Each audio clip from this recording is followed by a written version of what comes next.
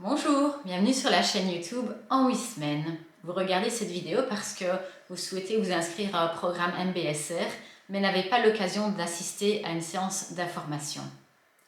Dans cette vidéo, je vais reprendre tous les points qui sont généralement abordés lors de la séance d'information, moins le partage en groupe évidemment. Ces points sont les origines du programme MBSR, en bref, la définition du M, du B, du S et du R, qui je suis, comment on fonctionne en groupe, la logistique, pour que le programme porte ses fruits, les risques, les bénéfices, MBSR à des conséquents et les documents à compléter. Il est habituel de commencer par un tout petit historique du programme MBSR. Alors MBSR, ça veut dire Mindfulness Based Stress Reduction. Et comme on l'entend, c'est anglophone, ça a été créé aux États-Unis par un certain Dr. John Kabat-Zinn. Mais les fondements du programme, en réalité, sont beaucoup plus anciens. Ce qu'il est important de retenir de l'historique, c'est que le programme a toujours été pensé comme un complément à un traitement médical, si celui-ci est nécessaire évidemment. Alors, vous n'avez peut-être jamais entendu parler de MBSR de vos vies, c'est tout nouveau pour vous. Il faut savoir que ça existe donc depuis très longtemps aux États-Unis. Et là-bas, dans le centre de Kabat-Zinn, il y a eu plus ou moins 25 000 personnes qui ont suivi le programme. Ici en Europe, encore beaucoup d'autres. Et en Belgique, le chiffre ne fait qu'augmenter. Une explication de ce beau succès est la validation scientifique du programme, par exemple par des études rigoureuses dans le domaine de la neurologie ou l'étude du sommeil, l'étude du stress. Plutôt que de définir le M de MBSR, qui veut dire en fait mindfulness, je vais vous demander de fermer les yeux peut-être une demi-seconde et je vais vous demander de ne pas penser à un éléphant. Mais n'y pensez vraiment pas, hein? Et alors, qu'est-ce qui se passe? Vous y pensez, je suppose. En tout cas, moi, oui. Ça marche peut-être mieux avec ne pensez pas à votre promotion ou ne pensez pas à ce collègue qui vous embête. Et rien que le fait de dire ne pensez pas à, on y pense. Maintenant, je vais vous dire, arrêtez d'y penser donc si vous y pensez. Et là, ouais, moi je pense toujours à l'éléphant et puis peut-être que j'ai des pensées comme mais pourquoi j'ai eu cette pensée? C'est quoi cet exercice? Qu'est-ce que ça fait? Ou alors je suis nulle d'avoir eu cette pensée. Je n'arrive pas à contrôler mes pensées. Et puis, on peut encore rajouter une troisième couche du genre mais enfin, qu'est-ce que je suis nulle d'avoir pensé que j'étais nulle, il faut vraiment que je fasse une thérapie pour avoir mieux confiance en moi, ça ne va toujours pas, blablabla, blablabla. Voilà comment le mental peut partir, s'activer comme ça. Ça nous amène à cette conclusion qu'une fois que les pensées sont là, une fois qu'on les a invitées, c'est assez difficile de les faire repartir, de les pousser en tout cas, volontairement. C'est difficile de les contrôler aussi. Par contre, on essaye, on veut tout le temps les contrôler, on veut penser à ça, pas penser à ça. Et c'est cette lutte en fait qui fait qu'on s'épuise, on dépense beaucoup d'énergie dans cette lutte. Et toute cette énergie-là, c'est l'énergie qu'on n'a pas pour faire d'autres choses peut-être plus soutenantes dans nos vies, plus épanouissantes, on va dire. C'est déjà une bonne illustration, mais j'ai aussi envie de vous raconter cette petite histoire que j'adore, que j'avais trouvée dans un bouquin sur le sujet. C'est imaginez que vous êtes capitaine d'un navire. Imaginez que dans les cales de votre navire, il y a des bestioles, des monstres en fait. Des monstres avec des grandes dents acérées, des griffes fourchues. Et ces monstres, ils sont dans la cale et ils restent tant que vous ne changez pas le cap de votre bateau, donc tant que vous gardez votre cap et tant que vous n'accostez nulle part. Okay? Alors, dès que vous changez de cap, ou vous avez l'intention d'accoster, de changer, eh bien ces monstres vont sortir de cale et venir vous faire peur. Ils vont rugir, ils vont claquer des dents, faire aller leurs griffes. Mais ce qu'il y a, c'est que, c'est important de le savoir, jamais, grand jamais, ils ne vont vous faire du mal physiquement. Jamais. Mais même s'ils ne vous attaquent jamais, vous restez là, vous restez à errer en pleine mer. Parce qu'ils vous font peur.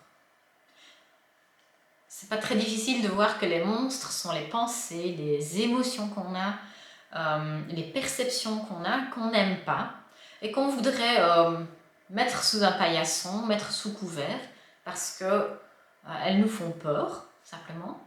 On n'est pas bien en leur présence, on n'a pas appris à vivre en leur présence, et du coup, le bateau, votre vie, ne va nulle part. C'est tout de même assez triste, on peut le dire. Et qu'est-ce que la pleine présence, qu'est-ce que ça vient faire là-dedans? Au lieu de vous l'expliquer avec des mots, je vais d'abord vous montrer. On va faire un exercice si vous voulez bien. Je vais vous demander de vous installer sur une chaise si ce n'est déjà fait, voilà, comme ça. Avec une posture ni trop raide, ni avachi, donc plutôt droit, mais quand même relax. Avec, si possible, les pieds bien à plat au sol pour avoir un certain ancrage. Et si c'est OK pour vous, fermez les yeux ou éventuellement les garder légèrement entrouverts en fixant un point devant vous. Voilà, c'est très bien.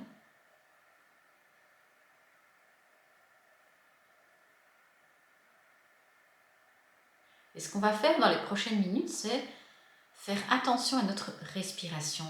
Donc, je vais vous demander de porter votre attention à la respiration, à l'endroit où elle est la plus perceptible pour vous.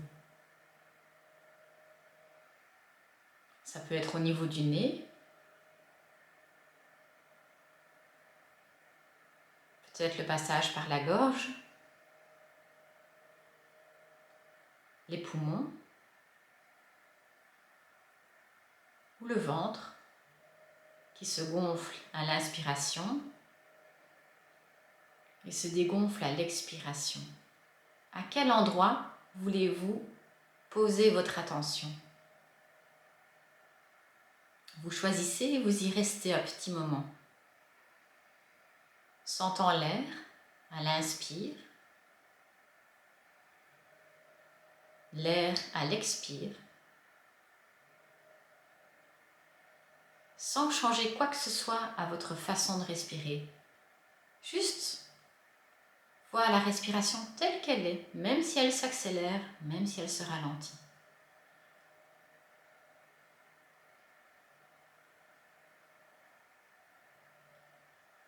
Rapidement, vous aurez peut-être des pensées comme « je ne comprends pas cet exercice, je n'y arrive pas, c'est pas fait pour moi ». Et ces pensées, on va imaginer que ce sont des petites bulles de savon qui vont éclater, poup. Et nous, quand c'est fait, on va retourner à la respiration, se concentrer à la respiration là où elle est la plus perceptible pour nous.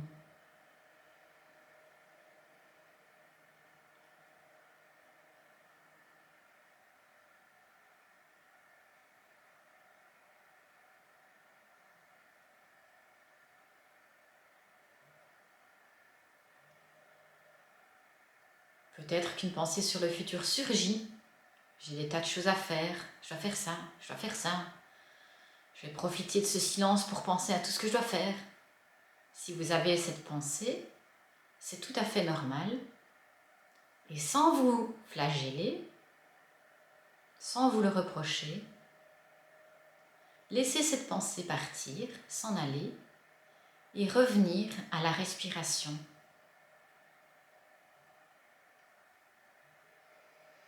Inspire, expire.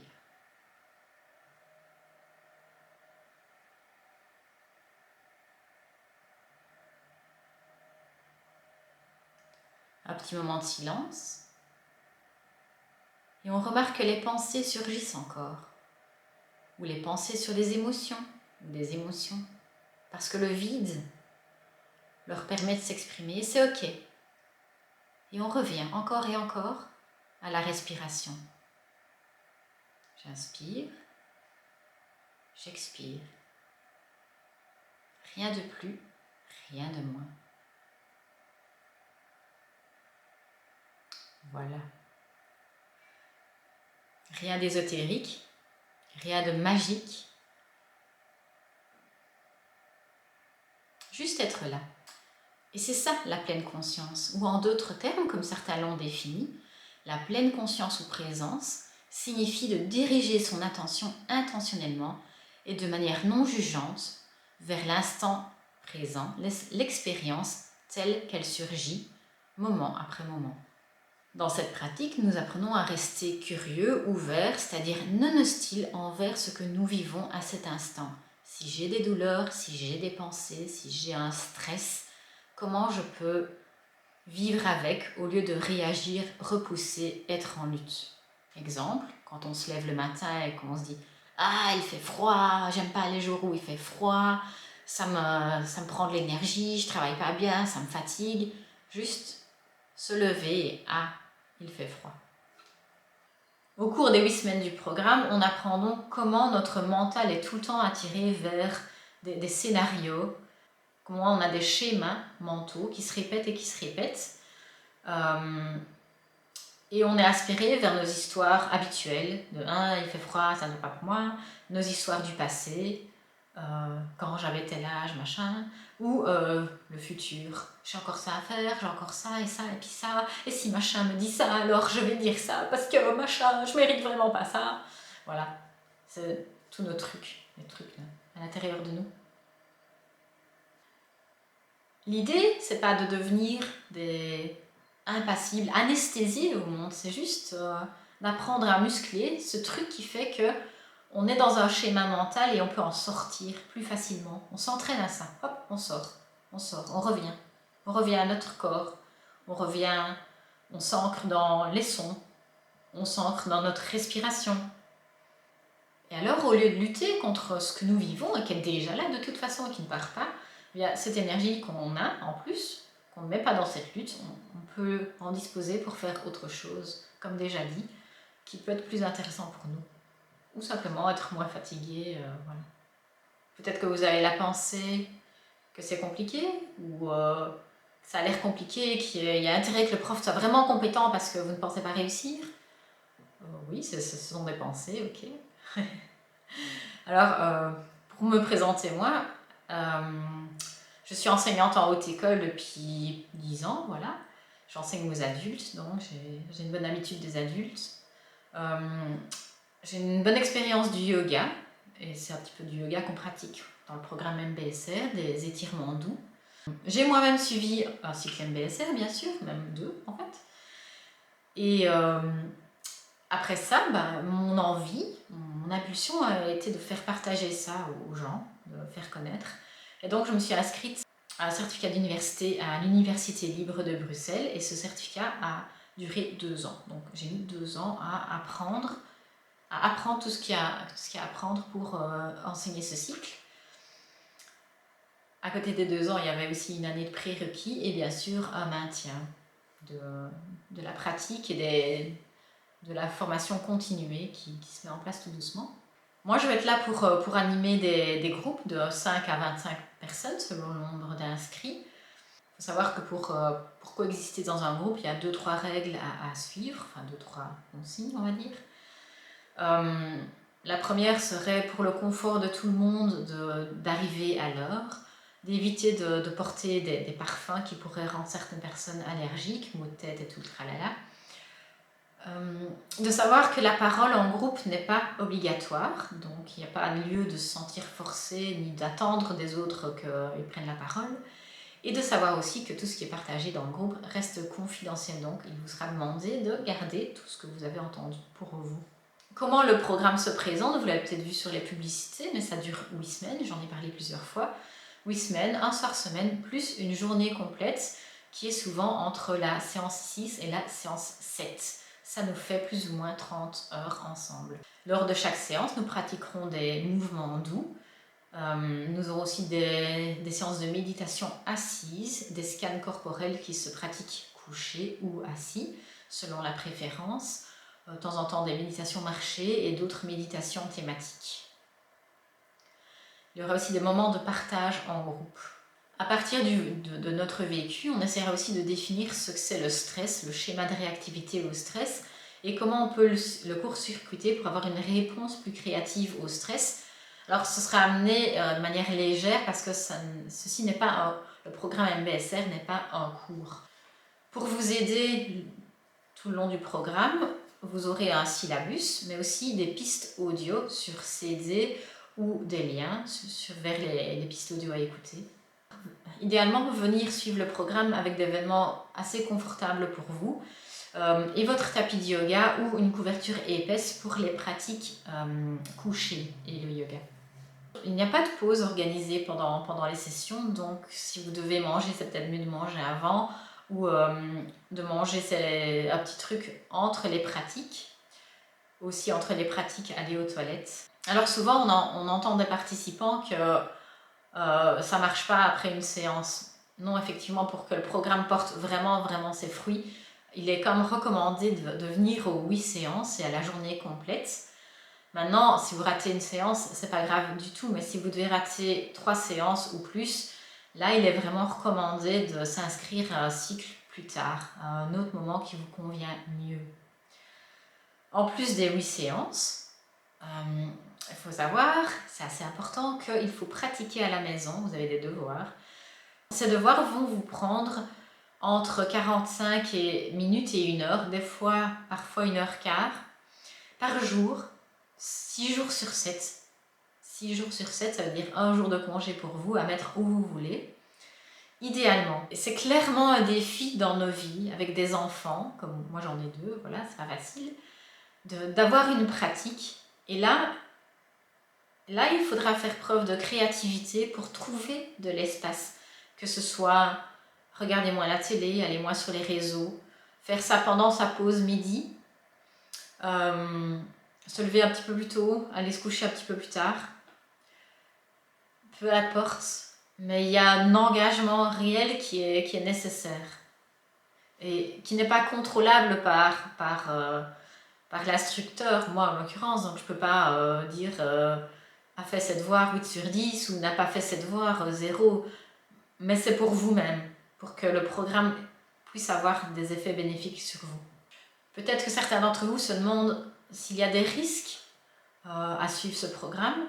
Les risques, en tout cas si on est accepté au programme, on va revenir là-dessus, se situent principalement au niveau du yoga doux, des étirements doux, dans le sens où, par exemple, si je peux parler pour moi, si on me demande de lever les bras pour un yoga un matin alors qu'on n'a pas encore pris le petit déjeuner, comme c'était le cas en formation, je risque de faire une chute de tension. Donc là, c'est vraiment à moi de sentir la chute de tension arriver et alors d'aller me coucher, ou de savoir que systématiquement j'ai cette chute de tension et de ne pas suivre la consigne, de ne pas suivre cette consigne-là. Donc vous aussi, il vous sera demandé de suivre les consignes dans la mesure de votre possible au moment où la consigne est donnée. Un jour n'est pas l'autre, donc si un jour c'est ok pour vous, peut-être que la fois suivante, ça ne le sera pas. Si ça ne l'est pas, eh bien d'adapter ou de ne pas faire. On peut aller jusqu'à la limite, mais jamais au-delà, c'est pas le but. Et ça contribue aussi à apprendre soin de notre corps, à ne pas voir cette pratique qu'on fait ensemble comme un cours de yoga où on doit performer, parce que c'est pas du tout le but. Le but étant de prendre soin de soi, voir ses limites plutôt que de les franchir et de se blesser. Au niveau des risques émotionnels, il faut savoir que tout ce qui est douleur, tristesse, peur, angoisse va, les premières semaines, sembler être exacerbé, plus peur qu'avant, plus d'angoisse. Pourquoi? Parce qu'au lieu de mettre toutes ces choses sous couvert, dans le fond de la cale, comme on disait avec l'histoire des monstres, au lieu de repousser ça, d'être en lutte pour ne pas qu'elles soient là avec nous, eh bien justement, on va les inviter à notre table. On va les inviter, mais un peu de loin au début, et puis on essaiera tout doucement de s'en rapprocher. Peut-être qu'on est un peu brutal avec soi-même aussi dans ces cas-là, et qu'au lieu de s'en approcher tout doucement, on va y aller un peu trop brutalement. Et alors, peut-être qu'il y a une révélation, un truc qui va se passer qui fait que quelque chose va avoir l'air plus important qu'habituellement. Et ça peut avoir un côté assez effrayant. Mais c'est un effet qui va diminuer au fur et à mesure où on apprend à modérer, à voir, à ne pas avoir peur d'avoir peur, etc. Quelque chose qu'on doit apprendre ensemble, même si ça peut sembler déroutant dans un premier temps. Autre chose à signaler, c'est qu'en cas de troubles psychotiques ou dépendance à certaines substances, le côté exacerbé va être vraiment présent. Et donc, c'est pas vraiment conseillé dans ces cas-là de suivre un programme MBSR. On va y revenir tout à l'heure. Quand on suit un programme MBSR, et ça c'est aussi un autre risque, on a peut-être la relation avec les proches qui va subtilement évoluer et ça peut être déroutant pour eux. À nous d'être patients avec eux, comme ils n'ont rien demandé au final. Et aussi, vous avez suivi un cycle MBSR et de manière récurrente, on va vous dire bah, tu as fait un truc de réduction du stress, comment ça se fait que tu es encore stressé, ça n'a pas marché ton truc. Et voilà, ça, on va le gérer. Il ne s'agit pas de s'anesthésier au stress, aux émotions, mais d'avoir une autre relation. Et c'est un chemin qu'on prend et un chemin qui ne va pas exiger de nous qu'on soit parfait à la fin des 8 semaines, être non réactif aux émotions du tout. Je ne sais pas qui y arrive, mais en tout cas pas moi. Les bénéfices. Alors, malgré les risques, malgré l'engagement de 8 semaines et 1 heure semaine, ça vaut vraiment la peine de suivre le cycle MBSR. Pourquoi ? Je vais vous mettre un lien vers la recherche scientifique, mais celle-ci a démontré de manière claire au niveau par exemple des imageries du cerveau qu'il se passe des trucs vraiment au niveau par exemple de l'hippocampe, des hormones, etc. Dans le cerveau, il y a un remodelage réel qui se fait au terme du cycle MBSR. Dans des termes un peu plus accessibles, hein, on parle d'amélioration de la concentration et de l'attention. On parle effectivement d'une meilleure gestion du stress et de l'angoisse, une nouvelle manière de gérer les difficultés, les douleurs, les souffrances. On a un ressenti d'équilibre, peut-être qu'on se sent plus tranquille, plus ancré. On est plus capable qu'avant de prendre soin de nous. Et pour toutes ces choses-là, j'ai vraiment envie de vous voir au cycle MBSR que j'organise. Mais quand même, il y a des cas de figure où malheureusement, c'est pas recommandé de suivre le cycle MBSR. Par exemple, en cas de psychose ou troubles psychotiques. C'est également vrai pour d'autres troubles psychologiques, traumatisme non traité, angoisse, crise d'anxiété non traitée, burn-out en plein pic, dépression en plein pic et dépendance à une drogue dure ou à l'alcool. C'est peut-être pas le moment pour vous si vous êtes dans ce pic de participer au cycle. Par contre, si vous êtes en rémission, si ce traumatisme est traité par exemple, et que vous avez donc un suivi psychologique et que le psychologue qui vous suit, le psychiatre qui vous suit dit qu'il serait vraiment bien pour vous de suivre le cycle MBSR, eh bien alors bien entendu, vous êtes bienvenue dans les groupes. Lors de la séance d'information, je distribue un questionnaire qui permet de voir si vous êtes dans les critères d'exclusion ou les critères de prudence. Ce questionnaire, si vous regardez la vidéo, vous devez vous attendre à le recevoir par mail ou autre moyen. Et l'idée est de rentrer ce questionnaire avant le début du programme pour être sûr que vous êtes bien dans les critères requis. Ce questionnaire laisse aussi la place pour mentionner des difficultés récentes qui peuvent être de l'ordre de « j'ai perdu mon emploi »,« je suis en plein divorce » ou toute autre chose que vous souhaiteriez partager, toute autre difficulté. Il y a aussi de la place pour ce qui vous motive, que vous pourriez expliquer en quelques lignes. Et de nouveau, c'est confidentiel, tout ce qui se dit au cycle ou dans ce questionnaire, ça reste bien entendu entre nous. Ceci clôture la séance d'information par vidéo. Si des questions subsistent, n'hésitez pas à me recontacter par email ou bien Messenger ou bien éventuellement par téléphone. Et éventuellement, si nécessaire, nous pourrons programmer un appel téléphonique pour répondre à vos questions.